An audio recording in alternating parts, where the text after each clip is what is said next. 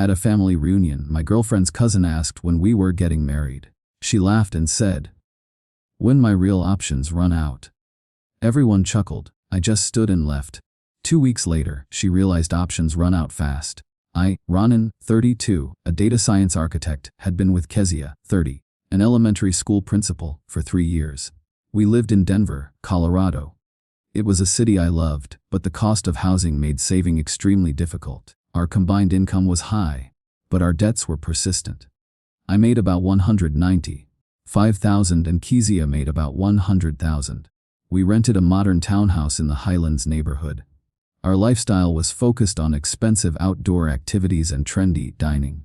We often ate at high-end spots like Frasca Food and Wine. Our social circle was built around Kezia's professional network. They were all highly educated, but seemed more focused on appearance than substance. They constantly validated Kezia's view that work-life balance meant minimal work and maximum leisure. I felt like the only one seriously pursuing financial freedom. Kezia was content to live an aesthetically pleasing life. Regardless of the mounting debt, my career had hit a plateau. I was a talented architect, but my current firm was local and lacked the scope for truly massive data projects. I wanted to lead an international team, managing petabytes of real-time data for global operations. I wanted to move into a role that involved cutting-edge machine learning across multiple continents.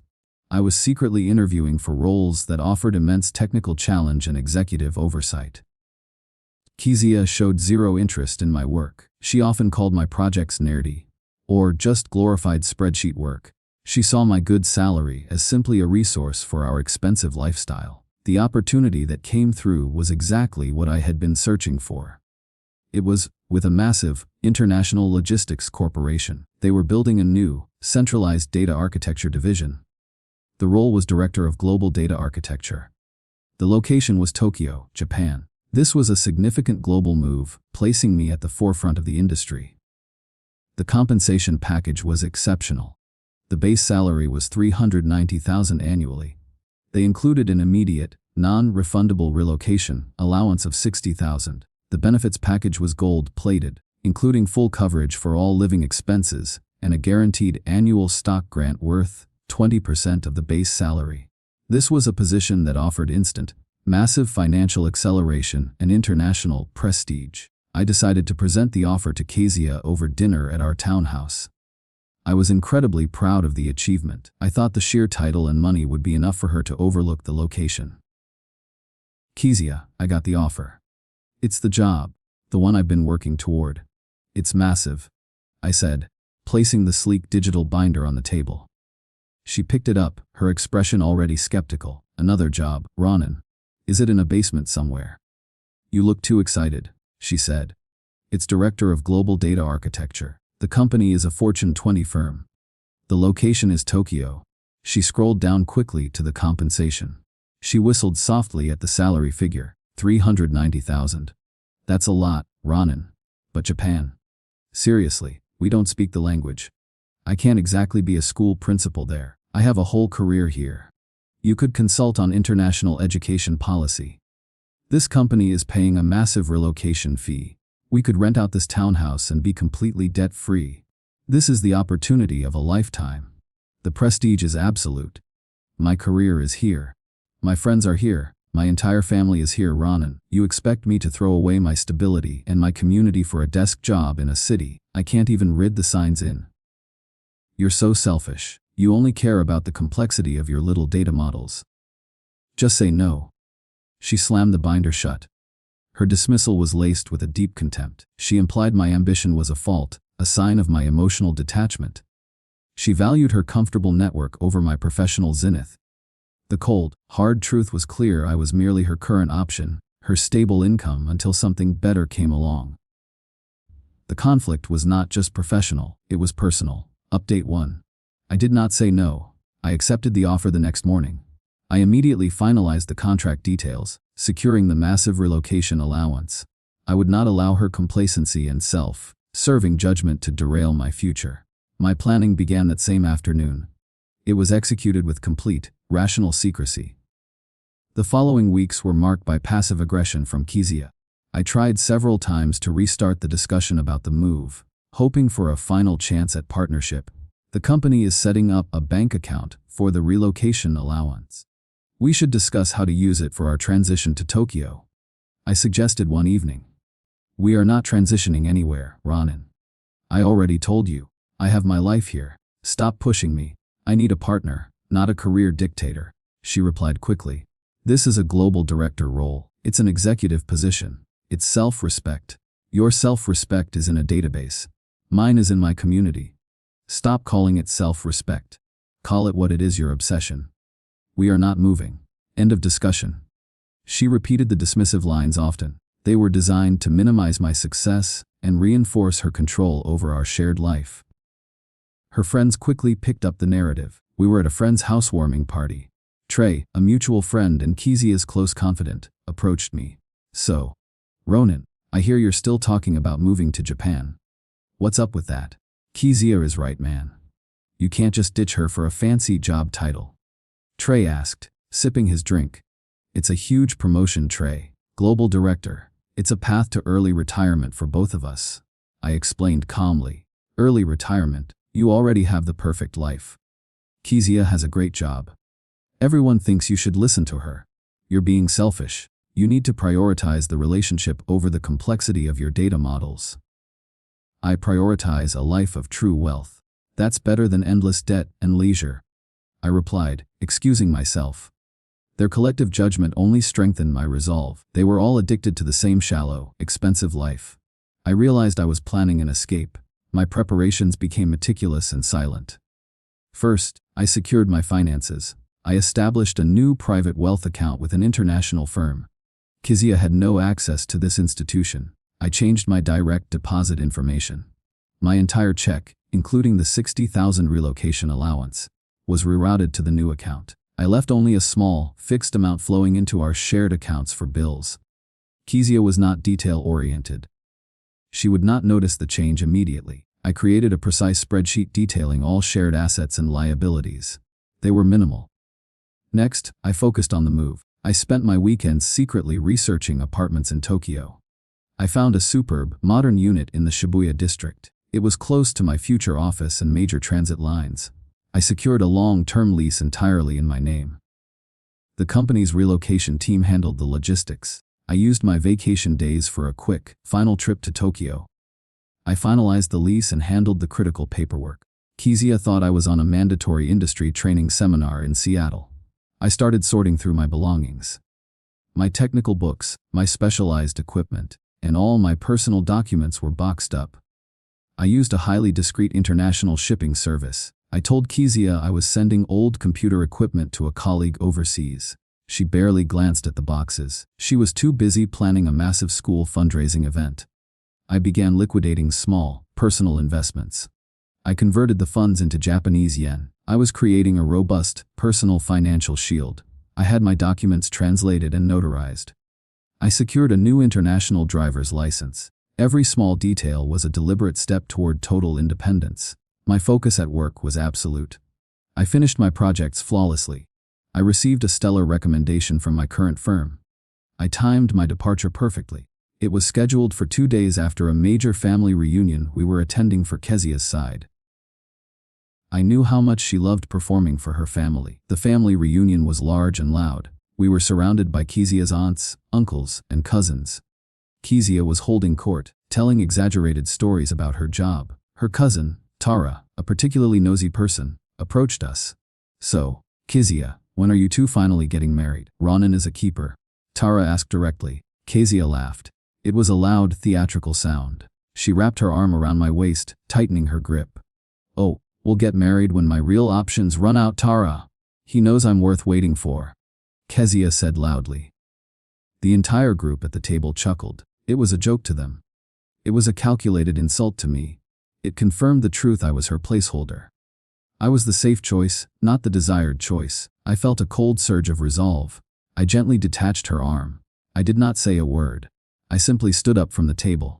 I gave one polite nod to her family. I walked out of the venue and drove myself home. I started packing my final bag. 2 weeks later, she would realize that options, once offered, can run out fast. Update 2. Kezia was bewildered when I left the family reunion.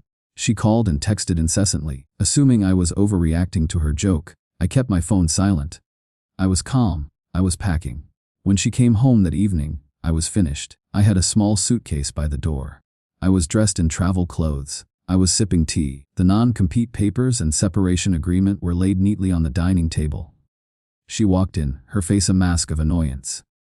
"Ronan, where were you?" "You ruined the reunion. That was a joke, you know. Stop being so dramatic," she said, her voice rising. "It wasn't a joke, Kezia. It was the truth. I was your backup plan. I was your option that you were waiting to run out. I decided to run it out for you," I said, pointing to the papers. "I'm moving to Tokyo tomorrow. I accepted the director job. I start next week." She walked over and picked up the papers. Her eyes scanned the official headings. Her face went pale. "This is insane. You can't be serious." "You planned this. You went behind my back. What about the townhouse? Our life?" she demanded. "You rejected the opportunity. You mocked my ambition. You publicly stated I was your contingency plan. I spent weeks trying to bring you in. You shut me down every time. I decided to choose my future and my self-respect." "I was kidding about the options. It was a family joke." "You're throwing away 3 years over a single line at a party. You are a horrible person." The party line confirmed your contempt. The job rejection confirmed your priority. I heard you loud and clear. You see me as temporary. I am choosing to make myself permanent, without you. She began to pace, her composure cracking. She grabbed her phone. "If you walk out that door, we are done. You are going to lose everything. "I'll tell everyone you abandoned me. You'll regret this financial choice. That is your ultimatum." "I've already made my choice. I choose my career. I choose my self-respect. My lawyer will be in touch tomorrow. He will handle the termination of our lease and the division of our minimal joint assets." I picked up my suitcase. I did not falter. I did not look back. I took an Uber directly to the airport. I was in the air, crossing the international date line. When she finally realized the enormity of her loss, the fallout was immediate and intense. Kezia's emotional cycle started instantly. There was initial, raging anger. She sent me aggressive, long emails. She called me a heartless, data-driven machine. I set up a separate email filter for them. Then came desperate bargaining. She shifted to long, apologetic texts. She promised to sell the townhouse and move to Tokyo. I ignored them all. Then came performative depression. She posted dramatic, victim-focused messages on all her social media. She implied a personal crisis. Then, the final spike of anger. She hired a lawyer. She threatened asset claims. She threatened to contact my new company's CEO. I remained entirely calm. I was logical. I was detached. I forwarded her lawyer's letters to my own counsel. My lawyer, an expert in international separation, quickly established that all my new assets, the salary, the stock grant, the new apartment lease, were acquired post-separation and were legally separate. The separation was going to be simple and financially painless for me. My moving day was quiet. I was already working in Tokyo. I had hired a logistics company to pack and ship my remaining personal effects. Kezia was reportedly staying with her mother. I felt a profound sense of closure, not sadness. The door on my old life was shut forever. My new life in Tokyo was a constant, exhilarating challenge. The city was massive, efficient, and technologically advanced. My job was demanding beyond imagination. I led a team of 75 data scientists. I felt respected for my intellect and my strategic vision. I started thriving. I joined a large gym and began exploring the city's vast cultural landscape. I began learning Japanese. My social life became focused on my professional peers. My work success was immense. Within 9 months, my team implemented a massive, global data architecture that saved the corporation hundreds of millions. I received the massive 20% stock grant. It was valued at $78,000. I used the funds, combined with my savings, to make a large down payment on a luxury condominium in the Minato ward. It was a secure, tangible asset. The news of my success began to leak back to Denver. Kezia had been telling everyone that I took a low-paying, insignificant job. She claimed I was just a remote tech worker, making barely enough to survive in an expensive city. "Ronan, what is going on? Kezia is saying you're teaching basic computer skills in Japan. She says you're miserable." A distant relative texted. "She told us you're just a low-level manager in a distant time zone." a mutual friend added. I ignored most of them. I was polite only to her parents, who seemed genuinely confused. Ronan, is it true you're struggling? Can we send you money? Kezia's father asked on the phone. I'm doing very well, sir. I'm the director of global data architecture. My salary is over 390,000. I am not struggling. I am thriving. I decided to stop the lies permanently. I made a formal post on LinkedIn. The post was professional. I celebrated the success of my team's architecture implementation. I included a picture of myself standing with the executive team at the firm's Tokyo headquarters. My Director of Global Data Architecture title was front and center. The sheer scale of my success, my salary, and the firm's prestige were now public. The reaction was explosive. My old professional network was incredibly impressed. Her social network was stunned. The flood of emails and texts began immediately. Ronan, I am speechless. Director, Kezia told us you were unemployed. I'm so sorry we believed her, an old colleague wrote. I apologize, Ronan. We all believed her. She painted you as a selfish, desperate failure. You look incredible. Trey texted sheepishly. Her family also reached out. They acknowledged that Kezia's version of events was false. They validated my decision. 4 months after the LinkedIn post, she showed up in Tokyo. I was leaving the office. A taxi pulled up to the curb. Kezia stepped out. She looked glamorous, but the confidence was gone. She was carrying a small, expensive-looking gift bag. Ronan, I flew all this way. I had to see you. Global Director. I had no idea. The apartment is stunning, she said, rushing toward me. You didn't know because you didn't want to know. You actively chose to believe I was a failure to justify your unwillingness to commit. I replied. I kept a clear distance. I've changed, Ronan. I saw my mistake. I'm ready to move in. I can find a job here. I'll support you completely. I want this life with you. You want this life. You don't want me. Do you remember what you said at the family reunion? That you would marry me when my real options run out. Do you remember calling my work nerdy and a glorified spreadsheet work? You posted about your heartbroken victimhood all over social media. That was the real you, Kezia. I was scared, Ronan. I was reacting to the move. I swear, I'm a different person now. I value what you built. You value what I built because it is now successful and financially immense. Your character has not changed, only the size of my portfolio has. The answer is no, you are not moving in. I rejected her firmly. I explained the separation papers were already finalized. She escalated immediately. Her lawyer sent multiple letters demanding a share of my Tokyo property. She claimed our long-term partnership should apply. She demanded a stake in my stock options and my relocation bonus. All claims were shut down logically by my lawyer. He used the clear documentation of my separate accounts and the post-separation acquisition dates. Her legal action was dismissed. Her final move was a desperate social media campaign. She posted long, emotional stories on Instagram. She accused me of financial cruelty and abandonment. The campaign completely backfired. Mutual friends called her out for her history of lies. Even her former allies turned against her. 1 year later, I was thriving fully. My career was at an all-time high.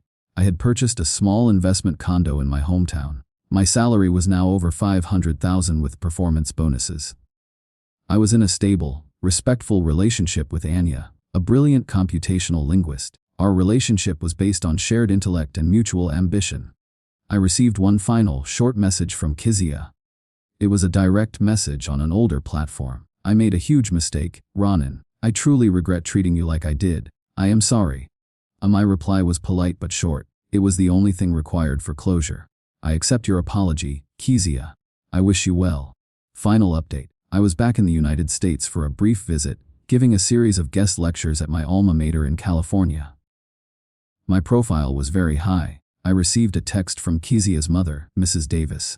She asked if I could meet her and Kezia's father, Mr. Davis, for a quick conversation. I agreed to meet them at a quiet university cafe.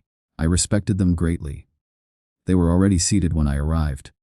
They looked visibly older and subdued. They were immediately apologetic. Ronan, we wanted to see you. We needed to say this in person. We are profoundly sorry. We were wrong. We should have supported your ambition. Mr. Davis said, his voice quiet. You don't have to apologize for Kezia, sir. I've moved on. I'm happy now. I replied. It's not just for her. It's for us, Mrs. Davis interrupted softly. We raised her to believe that comfort and social approval were the ultimate goals. We taught her to dismiss anything that required hard work or international effort. We encouraged her belief that her local life was superior to a global opportunity. You built something incredible, Ronan, and she threw it away because it didn't fit her limited view of the world. Mr. Davis nodded slowly.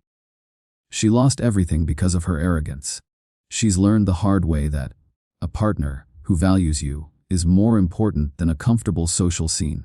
We just wanted you to know that we finally understand. You are an exceptional man. We are sorry we didn't treat you like one. Their apology was sincere and heavy with genuine regret. It was the final validation of my entire journey. It confirmed that the values I was ridiculed for, my quiet focus, my technical ambition, my logical decision-making, were correct. I accepted their apology gracefully. I told them I held no bitterness. I wished them the best for Kezia's future. I walked away from the meeting feeling a deep, quiet sense of peace. My life now is a testament to the core lesson of this entire experience. Never be someone's second, best option. Kezia's betrayal and mockery were rooted in her own insecurity and her fear of change. She wanted me to remain her comfortable contingency plan. She tried to keep me small through ridicule and public humiliation. I learned that the only way to overcome this kind of contempt is through decisive, quiet action. I did not waste my energy arguing. I did not try to convince her. I simply built a life so grand, so professionally significant, that her realization of her error would be the ultimate consequence of my success. My tone remains rational and steady because I know the truth. I did not allow emotion to rule my decisions. I simply focused my energy on my own potential. I found a partner, Anya, who shares my values and respects my drive. We are committed to a future of shared, meaningful growth. My career is booming. I am happy. I am secure. I am fulfilled. I built this life. I earned this life.